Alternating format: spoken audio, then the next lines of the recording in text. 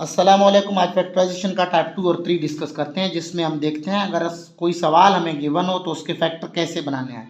Factorisation में हम दो फैक्टर निकालते हैं या तीन फैक्टर निकालते हैं, जो है यहाँ पर एंड में मैंने निकाल के आपको दिखाए हैं। ऑप्शन में आपको यही सेम चीज़ें गिवन होंगे, यहाँ पर कुछ प्लस माइनस साइन इस तरह डिफरेंस साइन की डिफरेंस होगी, तो वही आपके ऑप्शन को आपने टिक करना है जो आपका सही होगा। अब कोई भी सवाल हमें गिवन हो तो सबसे पहले हम इसको क्वाड्रेटिक इक्वेशन की सूरत में लिखते हैं। क्वाड्रेटिक इक्वेशन किसे कहते हैं वो आप देख लें। यहाँ पर जो x की पावर है ना वो हम कम करते जा रहे हैं। यहाँ पर x की पावर 2 है, यहाँ पर x की पावर 1 है, और यहाँ पर कोई भी x ना गिवन हो हम उसको कांस्टेंट कहते हैं। इनके लिखने का मकसद ताकि आप लोगों का टाइम ज़ाया ना हो। अब इस तरह के सवाल देखकर बच्चे डर जाते हैं, तो आपने डरना नहीं है। आपने देखना है कि इस सवाल में कोई परफेक्ट स्क्वायर आपके पास गिवन है या नहीं। अब इसको अगर आप इसके साथ मल्टीप्लाई करेंगे, सबसे पहले तो आपने करना क्या है कि इसको क्वाड्रेटिक इक्वेशन की सूरत में तरतीब देनी है। 25/16 एक्स स्क्वायर, ये देखो x की पावर यहाँ पर 1 है, यहाँ पर x की पावर 2 है। मैंने इसको रीअरेंज कर लिया, -30 को मैं यहाँ के लेके आया और 144 को मैंने यहाँ शिफ्ट किया, ताकि मेरा जो सवाल है वो क्वाड्रेटिक इक्वेशन की सूरत इख्तियार कर ले। उसके बाद आपने करना क्या है कि आपने देखना है, अगर 25 और 16 को आप मल्टीप्लाई करेंगे तो ये आप लोगों के लिए काफ़ी लेंथी होगा, काफ़ी टाइम टेकन होगा। तो आपने ध्यान रखना है, देखना है कि आया इसमें कोई परफेक्ट स्क्वायर है या नहीं।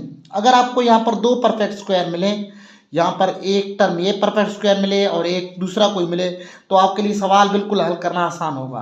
परफेक्ट स्क्वायर किसे कहते हैं वो हम एक वीडियो में पहले भी डिस्कस कर चुके हैं, लेकिन फिर भी आपको बताऊं। यहाँ पर देख लें, अगर 12 को मैं 12 के साथ मल्टीप्लाई करूं तो मेरे पास 144 आंसर आता है।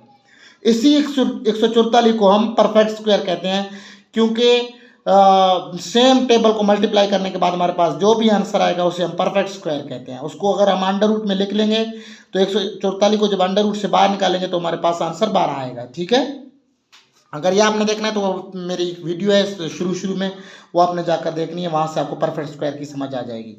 अच्छा, अब यहाँ पर मैंने देख लिया मेरे पास ये 25, 5 × 5 25, 4 × 4 16, और यहाँ पर 12 को मैं 12 के साथ मल्टीप्लाई करूँ तो मेरे पास 144 आंसर आता है।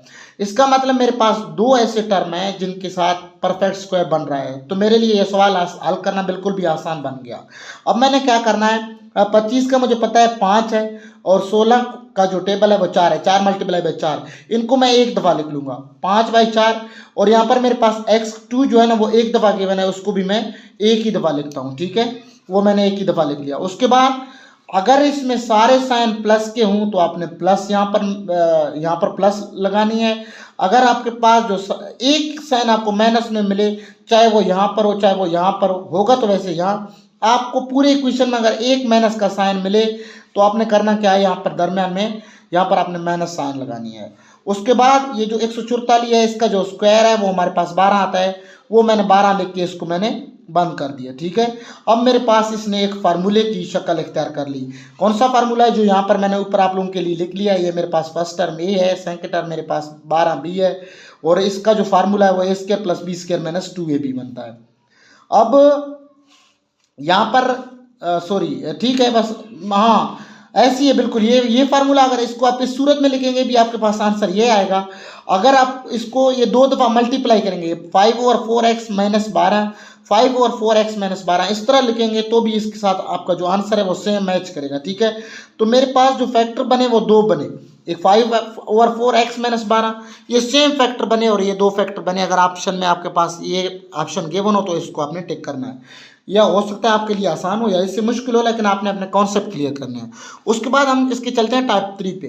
टाइप 3 पे आप देख लें, यहाँ पर आपके पास 1 2 3 4, अगर 4 टर्म गिवन हो तो इसका मतलब आपके पास सोल्यूशन बहुत आसान है, आपने जस्ट कॉमन लेने हैं। ठीक है, यहाँ पर आप देख लें 2 और 4, यहाँ पर कौन कौन से कॉमन मुझे मिल रहे हैं। 2 का टेबल में 2 तक पढ़ूँ तो मेरे पास आंसर 4 आता है, और 2 ऐसा है यहाँ पर भी मौजूद है, यहाँ पर भी मौजूद है। अब इसके अलावा मेरे पास y भी यहाँ पर भी मौजूद है, वहाँ y यहाँ पर भी मौजूद है। मैं यहाँ पर 2y जो है ना वो कॉमन लेता हूँ।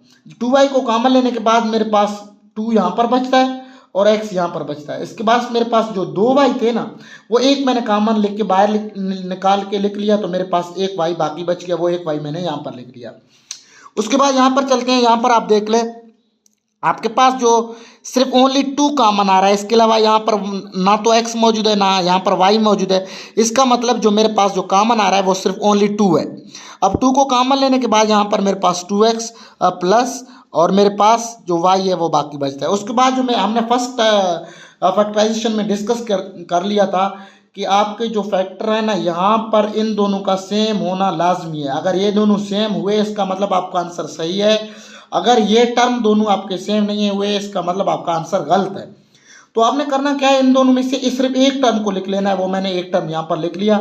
उसके बाद जो नेक्स्ट टर्म था स्टार्ट वाला एंड, मैंने ये लिख लिया। उसके बाद जो +2 का साइन है ये मैंने लिख लिया। अब इसके मेरे पास जो 2 फैक्टर थे वो मुझे ये मिले। अगर ऑप्शन में आपके पास इस तरह गिवन हो तो आपने एमसीक्यूज में इस ऑप्शन को टिक करना है। अगर उसने ऑप्शन में सिर्फ आपको 1 2 3 -1 -2 -3 इस तरह गिवन हो तो आपने उसको थोड़ा सा बहुत सॉल्व करना है। ठीक है, अब यहाँ पर देख ले, मैं इजीली लिख सकता हूँ 2x + y = 0। मैंने इसको लिख लिया 2x + y = 0। जो y है यहाँ पर y को मैंने यहाँ पर छोड़ दिया। जो 2x है वो इसको मैंने इजिकल टू के इस साइड पे शिफ्ट किया। मेरे पास आंसर आता है -2x। ठीक है, y का मेरे पास आंसर -2x आता है। उसके बाद इस 2y को लिखने के बाद मैंने जो मेरे पास 2 है ना, ये यहाँ पर लिख लेता हूँ 2y + 2 = 0।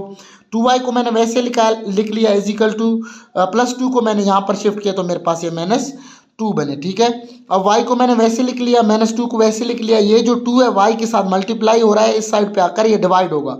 2 को 2 के साथ मैं कैंसिल करूंगा तो मेरे पास आंसर जो आएगा y = -2। अब मेरे पास y के 2 आंसर आए, एक तो -2 है और एक -1 है।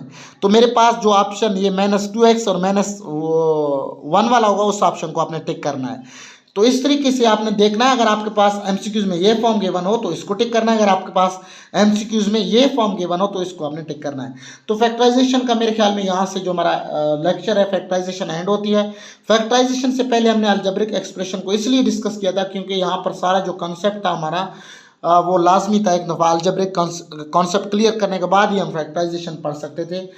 इन चीज़ों को देखकर आप लोगों को वाकई एहसास हो रहा होगा कि अलजेब्रिक एक्सप्रेशन पहले पढ़ने का जो हमारा मकसद था वो फैक्टराइजेशन को आसान बनाने के लिए था।